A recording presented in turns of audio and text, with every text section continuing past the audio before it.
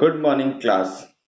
पिछले दिनों हमने पाठ 2 लाख की चूड़ियां का प्रथम भाग का पठन किया था। आज हम उसके अग्रिम भाग का पठन करने जा रहे हैं। बदलू मनिहार था। चूड़ियां बनाना उसका पैतृक पेशा था। मनिहार अर्थात जो चूड़ियां बनाता है।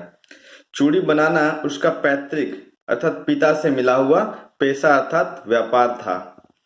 और वास्तव में वह बहुत ही सुंदर चूड़ियां बनाता था। उसकी बनाई हुई चूड़ियों की खपत भी बहुत थी। खपत अर्थात बिक्री। उस गांव में तो सभी स्त्रियां उसकी बनाई हुई चूड़ियां पहनती ही थी। आसपास के गांव के लोग भी उससे चूड़ियां ले जाते थे, परंतु वह कभी भी चूड़ियों को पैसे से बेचता न था। उसका अभी तक वस्तु विनिमय का तरीका था। वस्तु विनय विनिमय अर्थात सामान के बदले सामान देना। चूड़ियां देकर के उसके बदले में कोई दूसरा सामान उनसे ले लेना। और लोग अनाज के बदले उससे चूड़ियां ले जाते थे। बदलू स्वभाव से बहुत सीधा था। मैंने कभी भी उसे किसी से झगड़ते नहीं देखा। हाँ, शादी विवाह के अवसरों पर वह अवश्य जिद पकड़ जाता था। जीवन भर चाहे कोई उससे मुफ्त की चूड़ियां ले जाए, परंतु विवाह के अवसर पर वह सारी कसर निकाल लेता था। आखिर सुहाग के जोड़े का महत्व ही होता है। मुझे याद है, मेरे मामा के यहाँ किसी लड़की के विवाह पर जरा सी किसी की बात पर बिगड़ गया था और फिर उसको मनाने में लोहे लग गए थे। लोहे लग जाना एक मुहावरा है जिसका अर्थ होता है बहुत परेशानी आना। विवाह में इसी जोड़े का मूल्य इतना बढ़ जाता था कि उसके लिए उसकी घरवाली को सारे वस्त्र मिलते थे। घरवाली अर्थात उसकी वाइफ, पत्नी।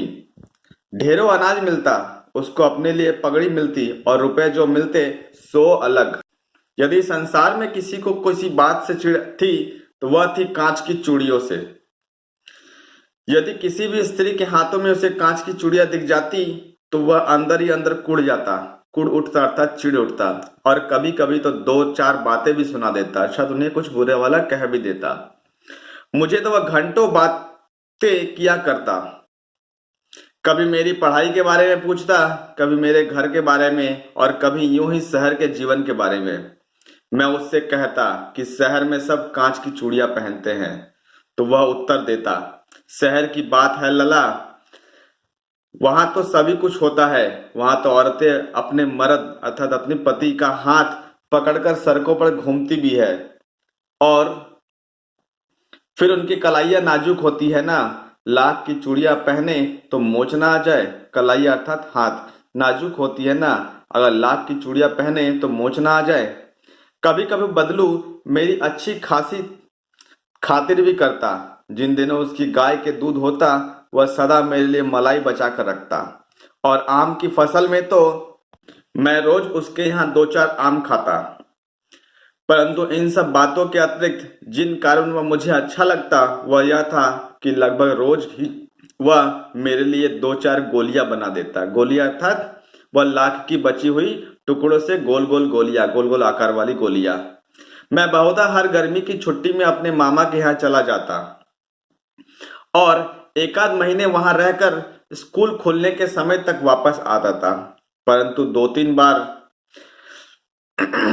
परंतु दो तीन बार ही मैंने अपने मामा के यहाँ गया होऊंगा।